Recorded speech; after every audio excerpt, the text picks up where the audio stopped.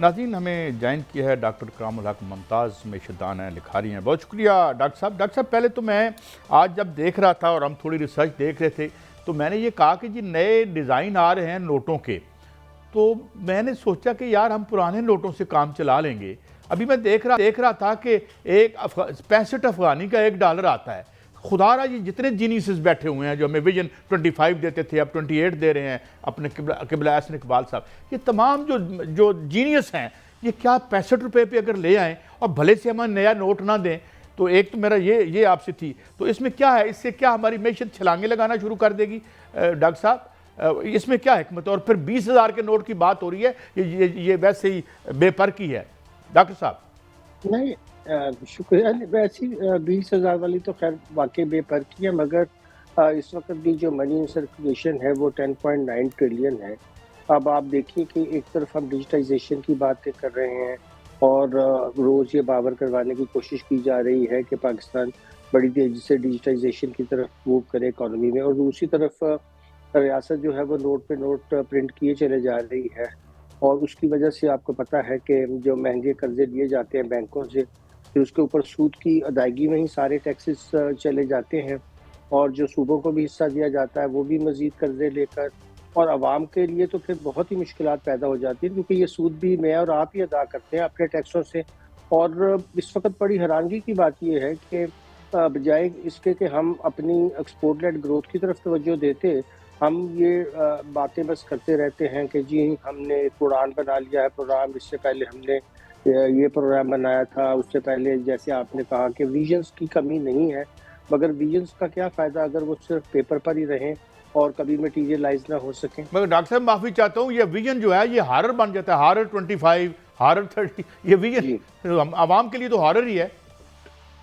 जी देखिए, बड़े अफसोस की बात है कि जो मुल्क ना सिर्फ 250 मिलियन की आबादी के करीब पहुंच चुका हो, बल्कि उसके पास रिसोर्सेज इतने अबंडेंस में हों कि बहुत कम ममालिक ऐसा सोच सकते हों, मगर उसकी जो है मईशत वो दुनिया की मईशत में हमें तो फिर 5वें नंबर पे ही होना चाहिए था, क्योंकि हमारी आबादी भी दुनिया के 5वें नंबर पर है, मगर देखिए हम 40 से भी नीचे हैं।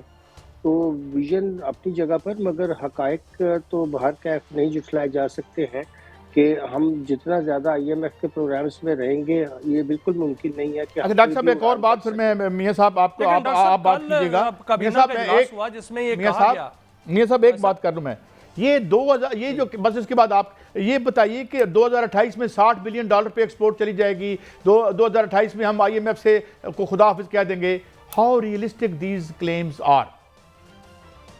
देखिए, इनके पीछे दरअसल सवाए ख्वाहिशात के कोई अमली जामा तो है नहीं। अगर रोड मैप दिया जाए, बताया जाए कि ये फेजेज़ होंगे, इस फेज़ में ये मरहले में हम ये काम करेंगे, उससे अगले मरहले में ये काम करेंगे, फिर उसकी हम वैल्यूएशन भी करेंगे, तो जो साइंटिफिकली प्लान लिखे जाते हैं, उसके अंदर क्लियर रोड मैप दिए जाते हैं, और फिर उन पे अमल दरामद करने की स्ट्रैटेजी भी साथ ही बताई जाती है।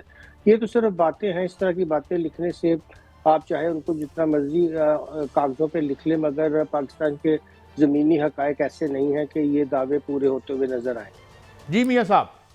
सर, कल काबीना के इजलास में इसकी मंजूरी दी गई है नए नोटों की, और कहा गया है कि सिक्योरिटी फीचर्स जो हैं वो बड़े जदीद रखे गए हैं और इसके लिए गैर मुल्की माहिरीन की भी खिदमात ली गई हैं।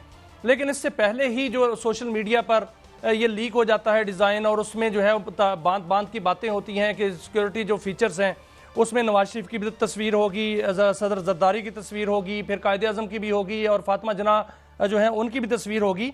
तो इस तरह के अगर नोट चेंज करने हैं तो इसका एक तरीका भी तो हो सकता है, बेहतर तरीका, जिससे ये नोट चेंज किए जा सकते हैं।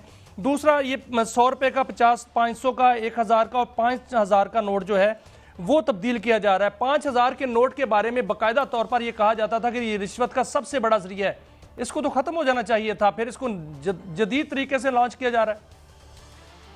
जी बिल्कुल ही आपने दुरुस्त फरमाया कि कोई ज़रूरत नहीं है हमें कागज़ी नोट रखने की, अब तो पूरी दुनिया से ख़त्म हो रहे हैं, बल्कि कैशलेस जो है वो ट्रांजैक्शंस हो रही हैं, वो कार्ड्स के ज़रिए हो रही हैं।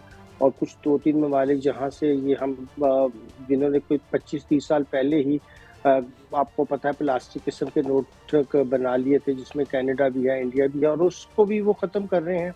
और हम अभी उस तरफ से शुरू हो रहे हैं जहाँ लोगों ने 30 साल पहले अपनी जर्नी शुरू करके आज ख़त्म भी कर दी है। तो मेरा ख्याल है ये पीछे रहने की जो हमारी आदत है और जो सोच है, वो ही ये हुकूमत की बातों से ज़ाहिर करती है कि बजाय हम कोई कंक्रीट काम करें, हम बिल्कुल ये महज़ जो एक फ़िज़ूल की बातें हैं जिसका आज की दुनिया से कुछ लेना-देना नहीं, जिससे इकॉनमी बेहतर नहीं होने लगी, जिनसे लोगों के हालात बेहतर नहीं होने लगे, जिससे मुल्क को कोई फ़ायदा नहीं होने लगा, अच्छा बस उन बहसों में पड़े रहते हैं। अच्छा डॉक्टर साहब, वैसे एक तो है ना बात कि जनाब इससे बिजनेस अपॉर्चुनिटीज, मैं आज देख रहा था कि भाई इसमें छापेगा तो प्रिंटिंग हमारा स्टेट बैंक का, मगर हमें स्याही भी मंगवानी पड़ेगी, कारोबारी जो है वो यानी स्याही भी हम ठेका देंगे उसके बाद। बहरहाल मैं आता हूँ, ये जो पाबंदी लगी अपना पाकिस्तान पे उन्होंने कर दी, बाहर जाने पे हम लोगों को नीचे उतार रहे हैं लोग मैशियत के हवाले से, ये क्यों है? हम इतना पैसा बाहर $11 बिलियन की हमने इन्वेस्टमेंट कर दी एक साल में दुबई में, और बेशुमार हमारा पैसा बाहर पड़ा है, हम तो इतने अमीर लोग हैं, तो क्यों हमारे लोगों को वो वीज़े जो हैं वो तंगी हो रही है और पासपोर्ट के हवाले से भी लोग बातें करते हैं? डॉक्टर साहब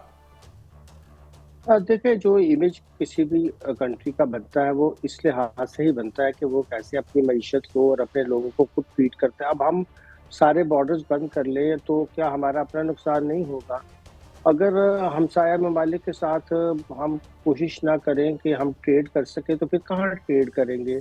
दुनिया आप देख लीजिए कि चाइना के सबसे ज़्यादा इख्तिलाफ़ात होने के बावजूद, सरहदी मामलात बहुत ख़राब होने के बावजूद ट्रेड चलती है।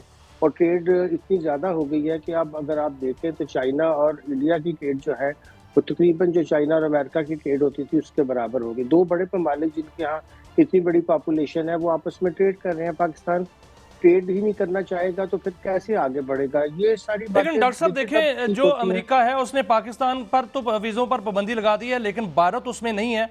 एक ये भी कहा जा रहा है कि हो सकता है कि अमेरिका पाकिस्तान से डू मोर का मुतालबा करे, कोई और भी मुतालबा कर सकता है, लेकिन ये भी यह साथ साथ खबर आ रही है वजारत खारजा की जानिब से कि इस पर जो है वो नजरसानी जो अमेरिका है वो करेगा। और ये भी खबर आ रही है सर कि यूरोप भी जो है वो पाबंदी लगाने पर जो है वो जा रहा है, यूएई भी पाबंदी लगाने में जा रहा है। ये कैसा होगा पाकिस्तान के बारे में? और दूसरा ये है कि अगर पाकिस्तानी बाहर ना जाएं, स्टूडेंट्स बाहर ना जाएं, हम अपना सिस्टम क्यों ना बेहतर कर लें और इतना बड़ा पैसा भी बचा लें और अपने स्टूडेंट्स जो हैं वो अपने मुल्क के अंदर जो है बेहतरीन तालीम हासिल करें। ये कोई हर्ज नहीं है अपने इदारों को ठीक करना, मगर मैं अर्ज कर रहा था कि बाहर की ममालिक के साथ तो आपके तल्लुकात इस नज़र से ही देखे जाते हैं कि आप उनकी कितनी चीज़ें खरीदते हैं और आपको कितनी चीज़ें बेचते हैं। अब हम कुछ भी नहीं कर पा रहे हैं, हमारी जो एक्सपोर्ट्स हैं वो इतनी नीचे जा चुकी हैं, और अगर हमें बाहर से हमारे पाकिस्तानी जो है वो पैसा ना भेजे तो फिर तो हमारी सिचुएशन और भी ख़राब हो जाए। तो अभी जिस चीज़ ने हमें बचाए रखा हुआ है वो तो वही बाहर से पैसा आता है। अगर वो भी बंद हो जाएगा और कम लोग जाएँगे तो फिर ज़ाहिर है हम तो इस पे बहुत बड़ा इन्हिसार करके बैठे हुए हैं। तो अगर आप अपनी मईशत को बेहतर नहीं करते हैं, उसको एक्सपोर्ट लेड ग्रोथ नहीं करते हैं और अपने सरप्लस क्रिएट नहीं करते हैं, तो यूनिवर्सिटियाँ भी तो अच्छी बनाने के लिए अच्छे टीचर चाहिए, अच्छा पैसा चाहिए। आगे जो यूनिवर्सिटीज़ हमने खोल सर, जब पैसा आने की बात होती है सर, आज स्टेट बैंक ने अपने एक फिगर जारी की है, उन्होंने कहा है कि शहबाज हुकूमत ने 21 माह में 12,733 अरब रुपए का कर्जा लिया है। पहले भी कर्जा हम पर है जो कि मजमूई तौर पर 77,543 अरब रुपए हो चुका है। तो क्या सर इसकी यूटिलाइजेशन आपने देखी कि हमने जो 12,733 अरब रुपए का 21 माह में कर्जा ले लिया?